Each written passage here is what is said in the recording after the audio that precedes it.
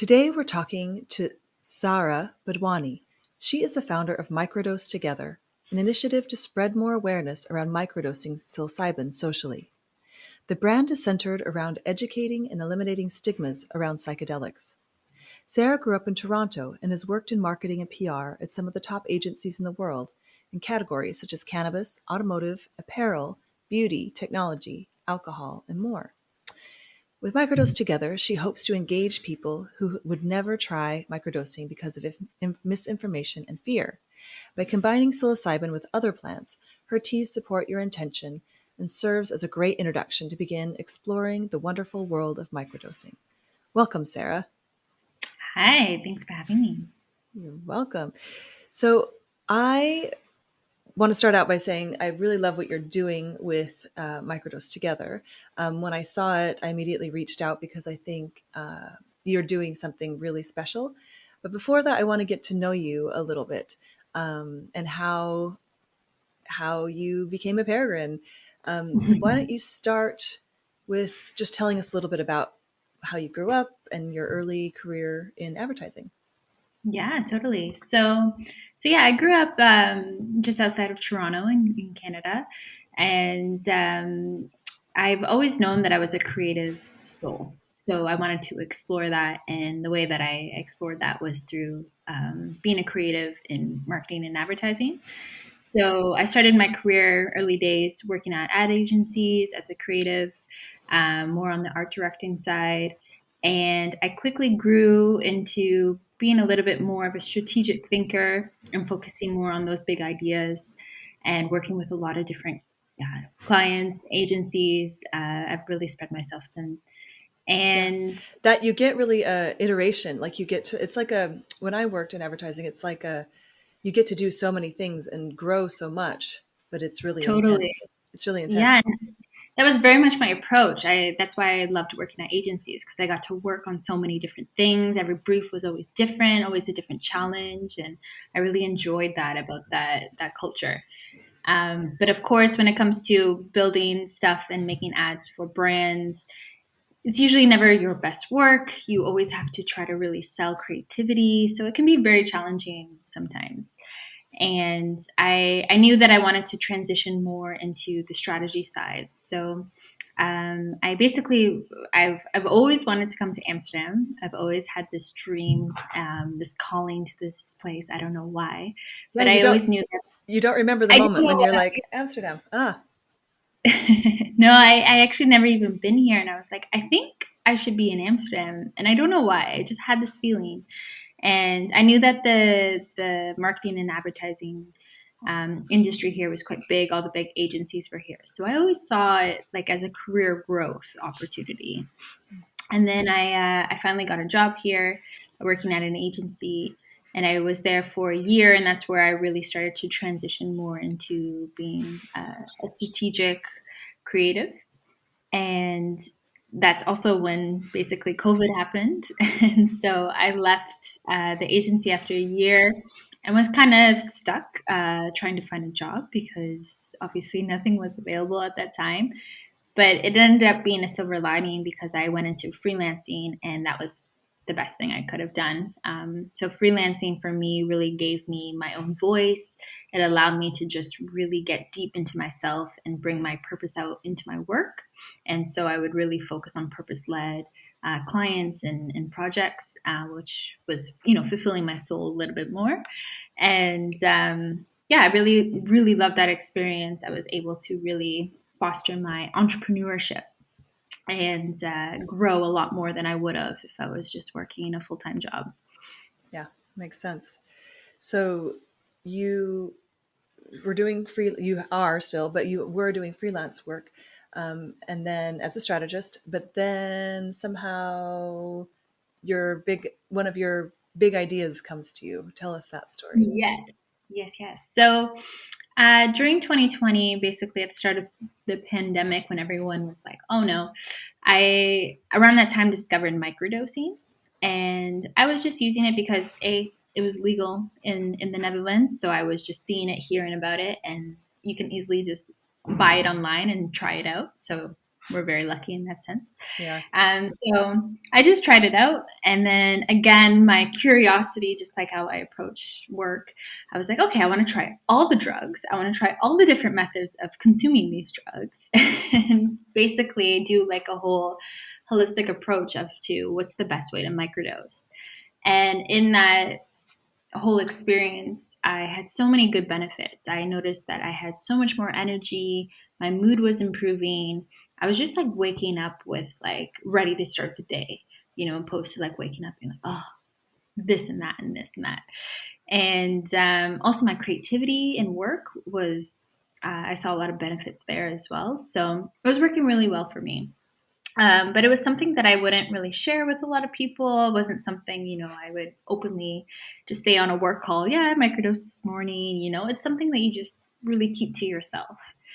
And so this was working really well for me. And then I started to look for other ways to microdose. And that's when, at the same time, I was starting to get off of alcohol because my hangovers were just horrible. And I was like, I just can't do this anymore. So one day I was like, you know what, why don't I microdose instead of drinking alcohol? And I was going to like some sort of social gathering. And that worked really well for me. I was like, okay, when you microdose socially, there are some benefits. You don't feel like you need to drink alcohol. You get energy and you get this like ease of social anxiety, which for me as an introvert, I really need.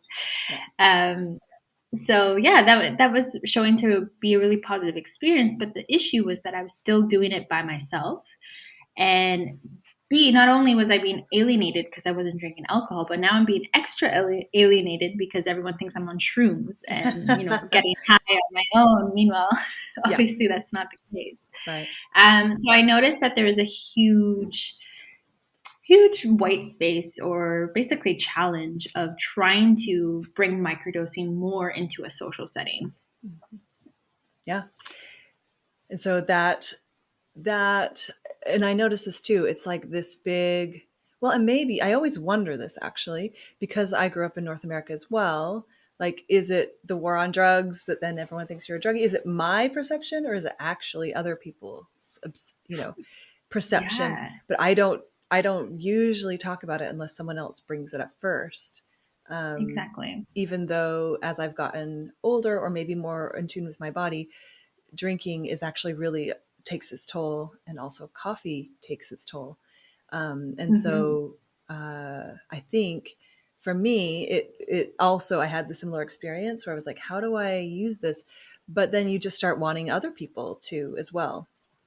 Exactly. And Yeah. I was really lucky in that time period because it was when we had all those lockdowns and curfews, and so there was nothing else to do. So I was like, you know what, I'm just going to invite some friends over and make them a pot of tea. It'll be on the table. If anyone wants to drink it, they can. If they don't, they can bring their alcohol. Just being very like, this is what I'm doing. If you want to participate, Yeah. please feel free. Yeah. And so I just kind of made it a little bit more accessible. Obviously, with tea, it just becomes a drink. People already know and familiar with tea. And also, by drinking it in tea, you get to dose it better. If you're consuming it by eating it, you can have this unexpected, like crazy feelings, or all of a sudden the peak just comes at you just like that. But with drinking, it's a little bit more of a slower experience. You're not going to get that all of a sudden feeling like it just kind of hits you in the face, and you're able to dose it easier. So I was, just basically trying to introduce it to my friends in this way. And the results were amazing. I mean, I remember, I'll never forget, like one Christmas day, we were all drinking the tea and we stayed up late and we were just dancing all night. We had lots of laughs. We were just all connecting and, really getting along with each other. And I was just like, this night was so magical. And obviously there was the tea involved, but I'm like, I'm seeing more and more of these moments of the tea just helping to elevate these experiences and just add that little bit of shine, that little bit of magic, that just makes it a little bit more connecting. So after that, I was like, okay, I think there's something here. I think more people need to know about this. And then next thing you know, I had more and more friends starting to ask me for these tea blends. And so I And just started to become, I want to talk about the tea blends actually. So yeah, so I think maybe our listeners don't know, but I just want to kind of go over. So when you normally microdose, it's only the psilocybin usually. And in the Netherlands, that's legal. You can have it delivered to your house, and it's like you don't get high, you don't feel much, but you start cumulatively noticing the effects. It's very, very, very subtle. And what you've done now, and when you say a tea blend, if people look at what you've created, it is you've actually brought in other kind of what do we call them? I mean, they're plants, but they're also like natural things. How would you? adaptogen. Yeah, adaptogens. Yeah, Yeah, so you've brought in other adaptogens to the mix that I would yeah, say hones your intention, helps you hone your yeah. intention with this blend. So talk a little bit about that if you would, because I'm sure it's maybe a little bit of trial and error, but the effects of these Yeah. adaptogens are pretty well documented usually. Yeah, yeah. So yeah, basically when I started microdosing and when I started making these tea blends, I was just reading all the research, all the knowledge on microdosing, and I discovered the stacking protocol. And the stacking protocol was very interesting to me. So I've always been a lover of tea, so making tea was just in my human nature already. And then next thing you know, I'm like a little bit of a witch in my kitchen, just mixing a bit of that and mixing a bit of that, and just started to make all these different blends. And I realized that because the truffle doesn't taste really good, it's quite challenging to make a delicious drink with something that doesn't taste good. So I was starting to explore all these different tastes and blends that can really hide the taste of the truffle, so it actually becomes a delicious drink. And then on top of that, I was adding these plant-based ingredients that are known in stacking protocols with microdosing. So this was something, it's not very heavily researched, it's quite a new-ish concept, but the idea of taking a microdose plus stacking it with something like lion's mane or vitamins or ashwagandha or cordyceps, and these are all plant-based ingredients that promote very positive balance and change in your body. And so when I started to discover that, and I was like, oh, if I microdose plus the lion's mane plus the vitamin and then plus the tea, I'm like, this synergy is working so much better than just the microdose on its own. Now, saying that, I do recommend that if you've never tried microdosing, to definitely try microdosing on its own as well, because it's helpful to understand the feelings that come from the microdose and the feelings that come from all the other ingredients. So obviously, if you're combining them, you're not going to know what's coming from what. So I always recommend to try the microdosing on its own, but then also try it with the stacking. And with the stacking, you can get creative. You can be like, okay, I'm feeling a bit brain foggy today, so I think I need something to cure that. And then that would be lion's mane. Or you're like, I'm feeling a lot of anxiety today, I need something to calm me down, then that would be ashwagandha. And then obviously just knowing these ingredients and knowing how to use them is the best way to understand how you're feeling and how to pair it with something that works. But what I And but what I love then about what you're doing is you've done a little bit of the research, so you have yeah, these tea bags that are already ready to go. And so if you don't exactly. have time right now to become an expert at your own body, you can kind of rely on the feelings that you want from these blends that you've come up with, which is what I really appreciate. And then you can kind of part it out. It's not like you can, if you do this first, you can't go back and microdose the normal way. But I feel like this gives you a little bit more support, if that makes sense. Exactly. Yeah, that's a good way to put it. And when I started to just make all these different blends, that was exactly how honestly this came so organically. I was just making this for myself. So, for example, Morning Shine is one of the blends that has the lion's mane in it. And I would make that for myself in the morning, and I would be like, I want to be focused and productive. So I want something like this. And then I would make that. And then I'm like, okay, this works for that intention. And then I just started to think all these different intentions that I could really benefit from microdosing with. And that's where all these different blends came from. And so we started with really 3 blends. Because of course, more and more friends started to asking me for this, and then I also just did more research in the microdosing space in the Netherlands, and I realized that a lot of people are just reselling you truffle and be like, here you go, have fun. And I was like, no, I want to create something more unique, more interesting, already make these blends for people so that, they have everything they need, just so, because obviously when it comes to socializing, you just want to pick something up and drink it, right? So I'm trying to make it as convenient as possible as well. Yeah. And so, yeah, that's basically how it started. And then obviously as more and more customers started to come and drink the teas, I started to think of more functionalities, like something to do with your partner and date nights, or something to help you sleep better. And then all these different blends started to come, and now we have 9 blends with all different intentions, taste profiles, and ingredients. Yeah.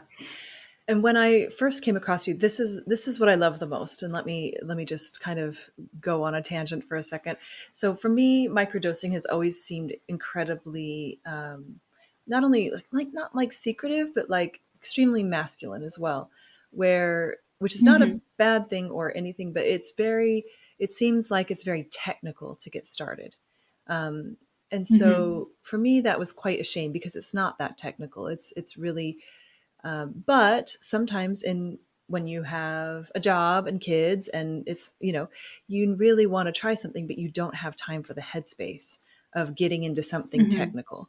Um, and Mm-hmm. so I think microdosing kind of has been made possible by kind of not possible, but it's been brought into vogue by like tech executives and this sort of thing. And that makes total sense with how it worked before. But my own experience has Mm-hmm. been that it's such an essential like experience to have support from plants that what you're doing makes me so happy because it makes it so it takes the technical part away if you don't have time for it. Mm-hmm. And you can kind of set Mm-hmm.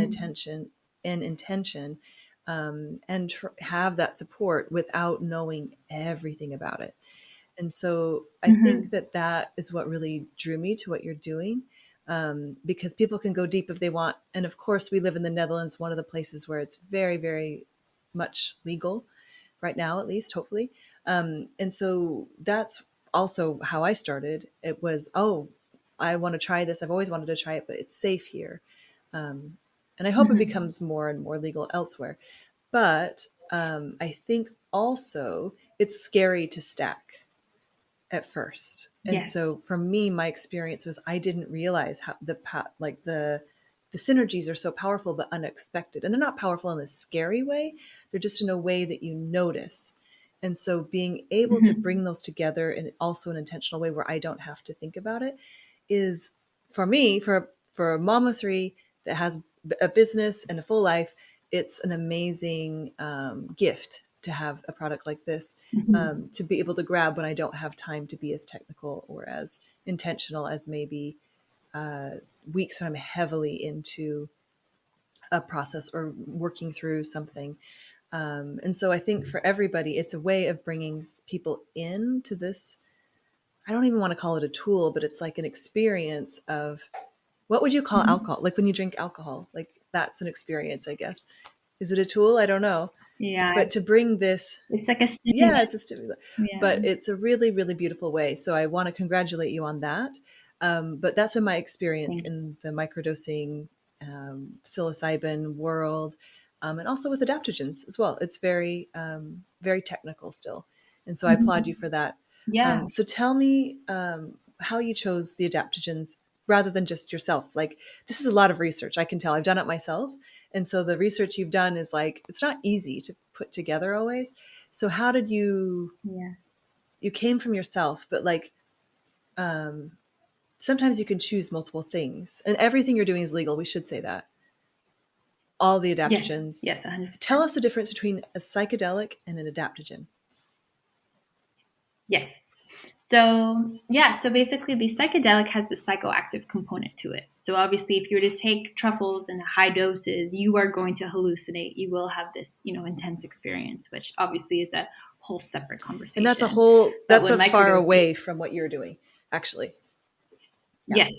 Yeah. So microdosing and macrodosing are very two separate conversations.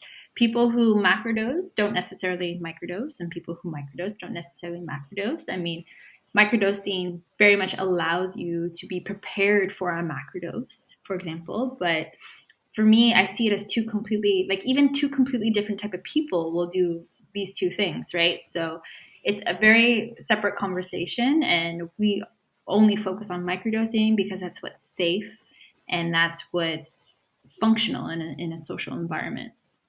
And so, so the psychoactive component is the one that has that ability to do that in higher doses, of course. But in smaller doses, it's not happening so intensely. You're not getting those hallucinations, but those psychoactive benefits are happening in the background. So you are experiencing things like neuroplasticity and just more openness and connectedness and all these feelings. They're not intense feelings. You don't feel them intensely, but you do feel them in the background. So that's the psychoactive part. The other adaptogens, the plant-based ingredients that are non-psychoactive, they do not get you high in that way. And they all have their own functionality to them, but their main responsibility is to help rebalance things in your body. So, for example, cordyceps, which is a mushroom, that helps with ATP production in your body, and those are the cells you need for energy. It's going to look at your ATP production and be like, okay, let's balance this out and let's, promote a little bit more ATP in there so that you get a bit of an energy boost.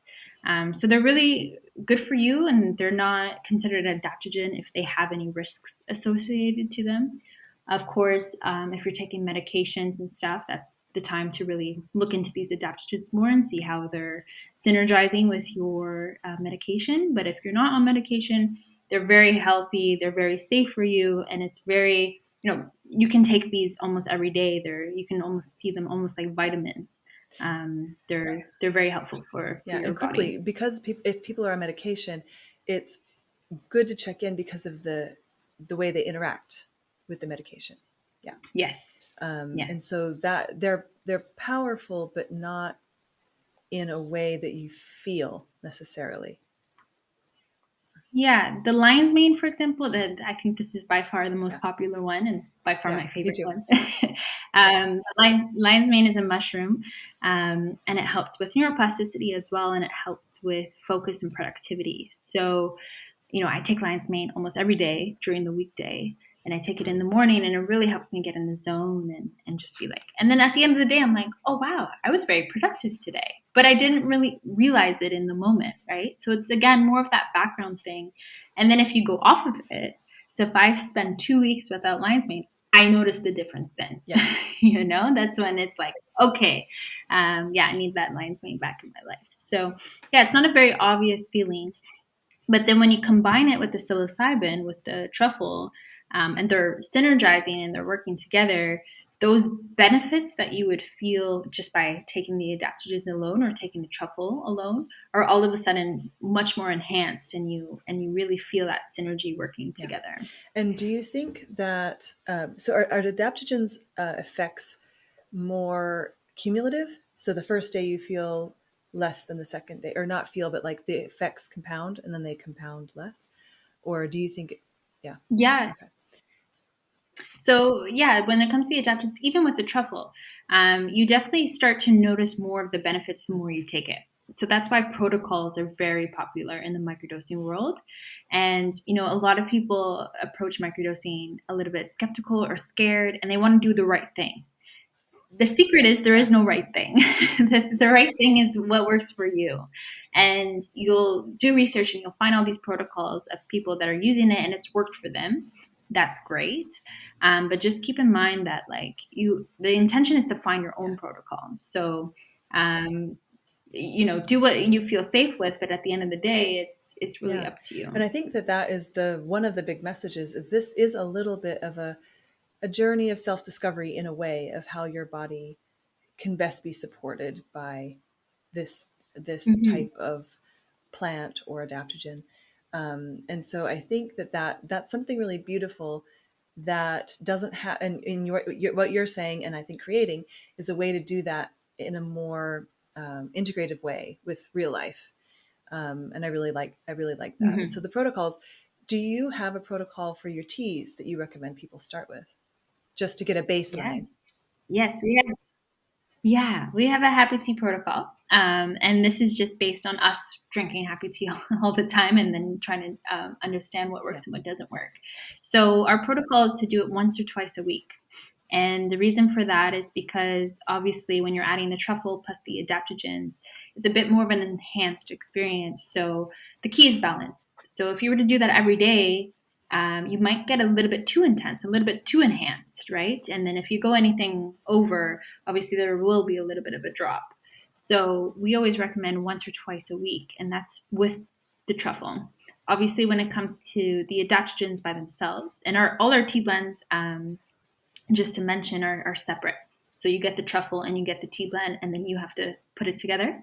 But all the tea blends obviously work on their own. It's just not as enhanced as it would be when you add the truffle. But the adaptogens are still there, and they're still going to give you a positive effect. So you could use the tea, for example, every day if you wanted to on its own, and then just add the truffle once or twice a week. That's what I do. I drink the tea almost every day with the adaptogens, and then I add the truffle usually just on the weekend when I'm socializing. Or if I wake up in a really bad mood and I need a reset, then I'll add some truffle to my tea. But yeah, that's what we recommend. And most of our customers, they're experiencing both, like, okay, I can improve my mental health in a couple different ways, but then I also want to reduce my alcohol intake and improve my social life. So there's a bit of, I want to improve individually and I want to improve externally. So that's why doing it twice a week is really nice, because during the week you can do it for yourself, and then on the weekend you can do it with friends. And that balance of the two, makes the benefits work even better. It really is beautiful, because I think that that's the most subtle way of integrating it into your everyday life. If you don't have time for the other end of the extreme, like a week-long journey or a 3-day journey, or just learning a microdosing protocol. And we all need more support for our bodies in general. So I think it's beautiful. Do you recommend staying with the same adaptogens all week? No, I think with the adaptogens, like I said, they do work better if you're using them more regularly. And of course, when you have an intention and you're setting that intention, you want to get a goal at the end of that. So I would say once you've kind of started to reach your goal, then it's good to reset. So take some time off of it and then see how your body reacts. And then if you're like, oh, I need it again, then obviously try it again. But for me, I like to switch it up based on how I'm feeling. I really am very intentional with when I choose my adaptogens. So like I said, lion's mane is pretty consistent. I pretty much use that every day because I'm always needing that focus and productivity. But for example, some days when I'm feeling like I have very low energy, then I'll throw in some cordyceps in there. So I think some adaptogens you'll notice work really good for you, and those are the ones to keep more on a regular schedule. And then there's the adaptogens that you just need based on how you're feeling, and those ones you can kind of put in here and there. And have you seen, this is a separate question, so new question. Have you seen a difference in how these adaptogens or the microdose affect men and women differently, or different cultures? Or is there anything that you can say? Because this is such a personalized experience, but can you give us some guidelines? Because I think you've made it accessible, but I think it's really a beautiful thing for everyone who is interested in this sort of thing. So tell me if you've noticed any nuances there. Yeah, no, that's a great question. When it comes to microdosing, it is a very personal thing. So as I mentioned before, you need to find your own protocol. You need to find out what adaptogens work for you. So it's been quite a challenge to create something as accessible to the most general public as possible, right? But obviously, just through our research and by serving these teas to so many people, we've come to a general consensus. And once you try that, then you can then adapt it to yourself. So, for example, we say that a happy dose is 2 grams, and 2 grams of truffle, obviously using it in tea, so it's being extracted. You're not consuming the full truffle. And we say this because 1 gram is a bit too low. 1 gram is really good if you're using it and you have a very busy day and you need to focus and get work done, so that it's not too much and it keeps you in a focused mood. But if you're socializing and you want to feel a little bit of something, you want to feel stimulant, then 2 grams is a really happy dose for most people. And so this is what we always recommend. And this is kind of how we guide customers through their shopping experience. But what we've noticed is that men and women do react differently to the dosage. So, for example, my happy dose is 2 grams when I'm socializing. That's what I'm going to start with. But for example, some guys that I know, their happy dose is 3 grams. So they need a little bit more. And we notice this in events that we serve as well, is that the men tend to not feel it as much as the women. So of course, this is case by case example. It depends on your body mass and all these things. But generally speaking, men need about 1 gram more than women. Tell me about your events. I really loved hearing about this. I love the idea of this. So tell me a little bit about how you guys are approaching events. Yeah. So events for us are really big, and it's something like brings us so much joy, because we are at the end of the day trying to show up with an alternative. And any event you go to, you're not even thinking about it. You know there's going to be a bar there. You know there's going to be alcohol served, And then to show up and be like, or you have happy tea. It's a bit of a we really love the reaction we get from people, because they're just like, oh, what's this? Oh, cool. This, I would have never thought about this. And it's like, yeah, that's why we're here. So we really like events, and we do a whole range of different types of events. We've been to festivals serving our tea. And do you serve it? Sorry to interrupt. Really I'm trying to paint a picture. So do you serve it as like a beverage, like over ice or something? And also for people who want to maybe try it, you can serve it multiple ways. It's not just a tea. You can also put it over ice or these things. Yeah. Yeah. So how we serve the tea in events is we create concentrates of the tea blends. So we have these concentrates already ready to go. And then basically it's just combining the concentrate with the water. And that way we can choose if we want cold water or hot water. So depending on the event. So for example, we did one recently at a bachata festival. Everyone's dancing, sweaty. They don't want hot tea. They want something cold. So we can do it both hot and cold.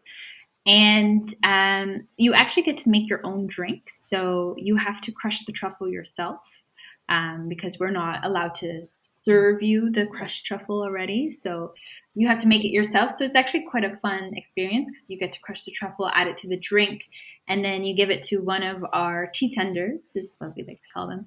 And basically it's like a cocktail experience. So they're shaking the drink and the truffle together to give you basically a mocktail with truffle.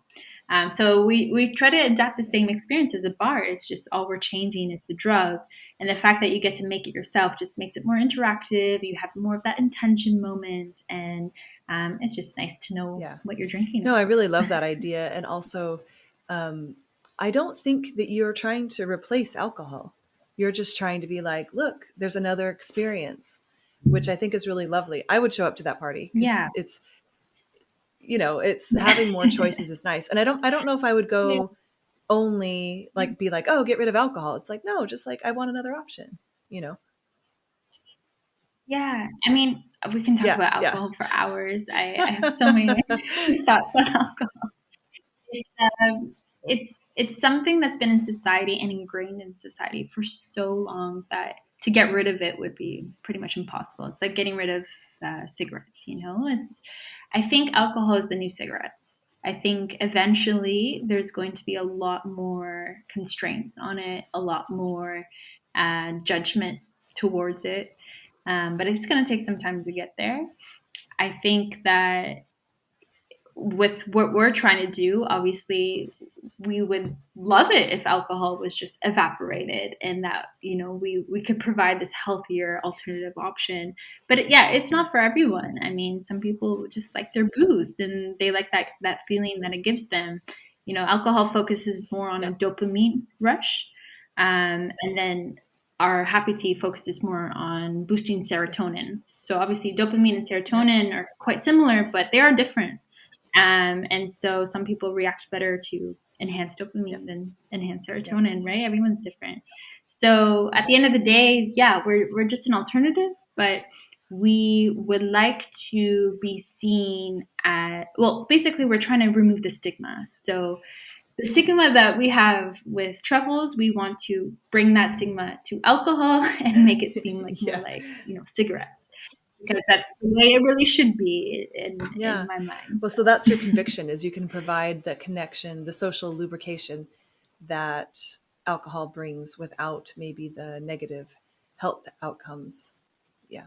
exactly. Yeah. And I mean, once I started to discover it myself and my friends started to discover it, it was like, to me now, alcohol makes absolutely Yeah. no sense because I get the same feelings with both. And they both do the same thing that I want, which is a stimulant and ease of social anxiety and making me happier and in a better mood.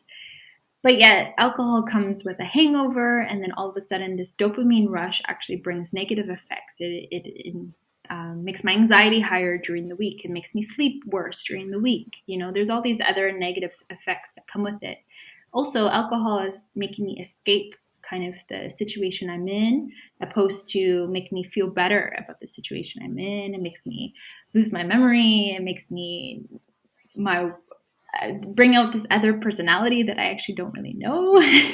There's so many things that alcohol does, and then on the other hand, happy tea will make you feel more like yourself. It will actually make you connect better to yourself, and that makes it easier to connect better with other people. It's going to all of a sudden give you these like great conversations that you never thought that you could really have with someone. Like there's so many positive benefits to that. So when I look at alcohol, I'm like, why would I Yeah. even do that?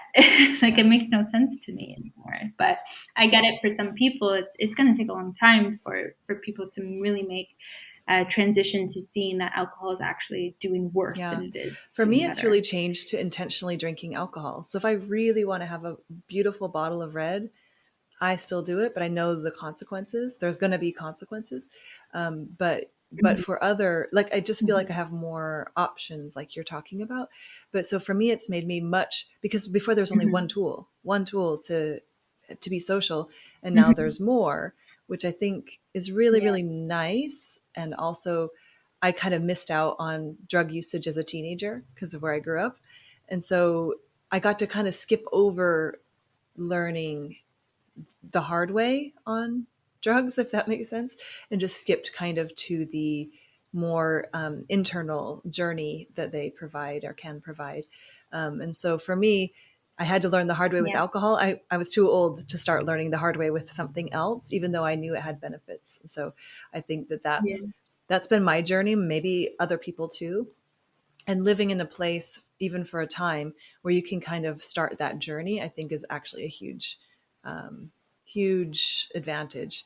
And so this is kind of a unique company in that you can only start at a few places in the world. Is that true? Do I have that right? Yeah. Yes. Yes. I mean, some countries it's legal to have possession over it, but it's not legal to create a business with it and sell it. So we are very fortunate. And another reason why I feel like my calling to Amsterdam was Yeah. something to do I with really think this. I was brought here to heal, and plant medicine has been Yeah. I don't even like to call it plant medicine, but plant experiences with other things has been part of it. So I totally feel you on that. Um, so that Yeah. is so what give me just a quick, like, I want to have some friends over, maybe I have a book club, maybe I have a party, maybe I have some moms, and we want to try happy tea together. Would I make one pot of tea for, say, 4 people? Is that how you would do it? Like, if you're going to be together, maybe so for 2 hours, how would you recommend? Yeah. Yeah, so there's different ways you can approach it. And we actually have a lot of resources about this on our website. It really depends on the amount of people. So if you're doing 4 people, then it's quite easy to share a pot of tea together. You just want to make sure that there's about 2 grams per person in there. So it's 4 people, you would want 8 grams. And then all our tea blends work for about 4 to 5 grams. So you would probably want 2 tea bags so that you have enough water to serve that many people. So it's kind of just like a simple And calculation you have to yeah, do and tell to me figure just out what you quickly, I need. just want to compare this to alcohol because we have wine at events all the time. So for 4 people, how does the cost of that like compare to buying a bottle or two of wine? Yeah, so if you were to get 2 tea bags with 4 grams each, they can range between like 13 to 15 euros for that. And so if you're just getting 2 of them, then it's around like 25 to 30 euros and then split by 4 Yeah, people. So it's very equivalent to like 2 bottles that's of what I. wine or, yeah. And that's exactly our approach as well. It's like we want to make this seem like it's equivalent pricing to getting a bottle of wine, but not equivalent when it Yeah, comes yeah. to And you would just drink benefits. the tea. And I'm just trying to paint a picture for people. So we would have the tea and then we would keep Yeah. drinking the tea, or do you just dose it once? Yeah, so the tea bags that we make are consider them like They are supersized. big. They're really big tea bags, so they're not Yeah, meant to just they're not yeah. just meant to put in one cup because then it would be too concentrated. So it's meant to go in a big pot. And then if you're using 2 tea bags, each tea bag can make around a liter and a half of water. So if you're using two, you're going about like 3 liters now. And you can always re-steep it and re-pour water and get another steep out of it. But the way that we like to think about it is think about how many cups per person. So if you're with 4 people and each person needs about 2 to 3 cups per person or more, then you just want to make sure you have enough liquid for that, and then you would just calculate that based on the tea bag that you have. But another way to do this, let's say you have more than 4 people, then we always recommend that each person has their own dose in their cup. So basically, if someone wants 2 grams, maybe someone wants 3 grams, maybe someone wants 1 gram. That way you can choose the dose based on what you know that would work for you. And if you don't know, obviously, then you can just try whatever you feel So comfortable with. yeah, And so let's they'd say have the everyone has dose two of grams in their psilocybin in cup. their Yep. cup, and then you would pour the tea on top. Yes. Okay, okay. Exactly. And we sell like little tea bags that you would put the truffle in so that it's not like floating in your cup because that's gross as well. Obviously, we're trying to extract it. You don't want to consume the full thing unless you want to, but that's not our intention. And so, yeah, you would have this truffle tea bag in your cup and then keep just pouring more liquid on it. And then that way you can make as many teapots, really as many as you want. And that's the easiest way to dose it with a bigger group. And that's how we've done some festivals as well. You just keep your truffle tea bag in your cup, and then you can come for a tea refill, and then you're extracting from the same truffle again. So it's not like you keep redosing yourself because the dose is still 2 grams. It's just Yeah, you're that's having great. And it another gets less extraction over of it. time. The amount you're getting over time. Yeah, that's really Yeah, great. I know this sounds like really technical, but I just yeah, want to give people an idea. So it's like the new tea party. It's like an adult's tea yeah, party, which I think is a exactly. really funny, not funny, but Yeah, fun idea. Um, because I mean, I have yeah, in the past and still do have people over for wine all the time, or to drink a beautiful bottle of wine together is some of yeah, the best experiences of my life have been sharing a really beautiful bottle of wine.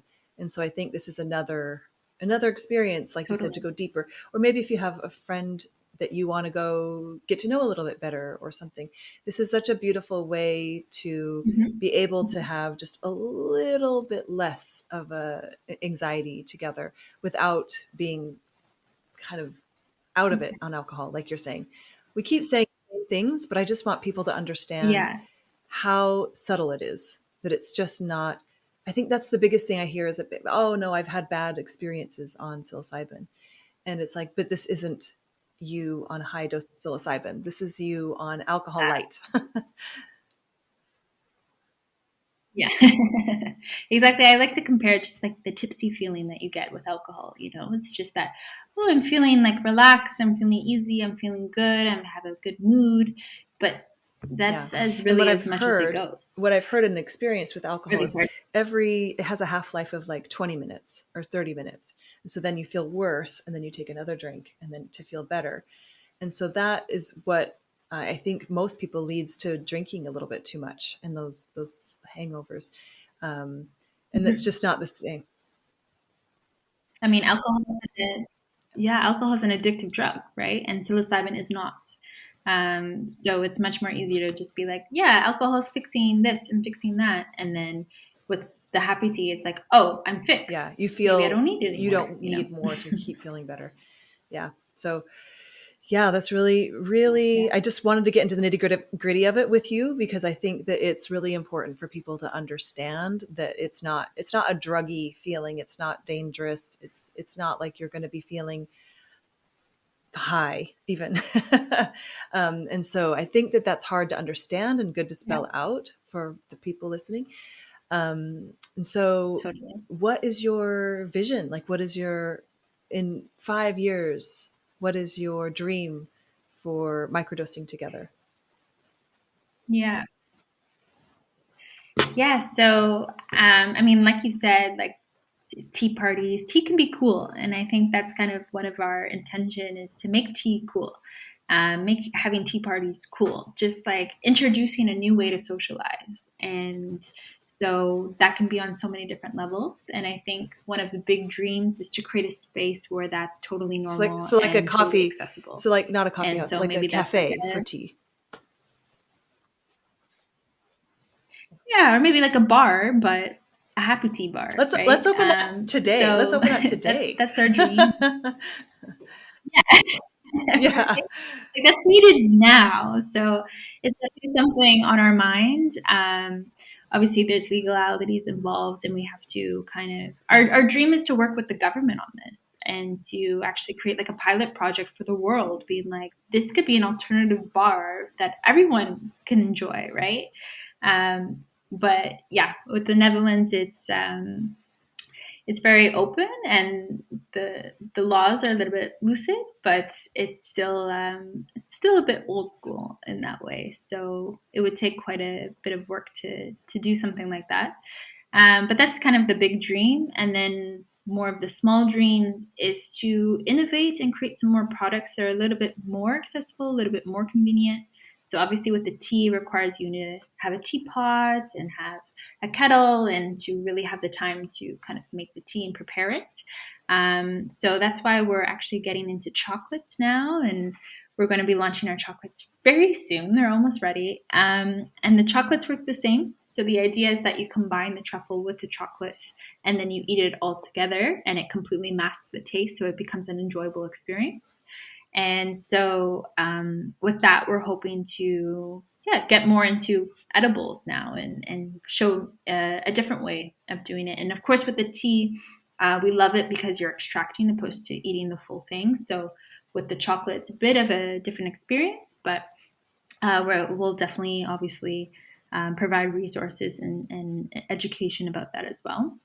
And then we would like to innovate even more and get into, beverages that are just a bit more convenient to drink. So, canning them or bottling them, and then doing it that way. So that's something we're also working on, but it's quite a long project. So Yeah, hopefully we'll give great. more details Well, about I that really look soon. forward to people learning about this, and they can try out your products.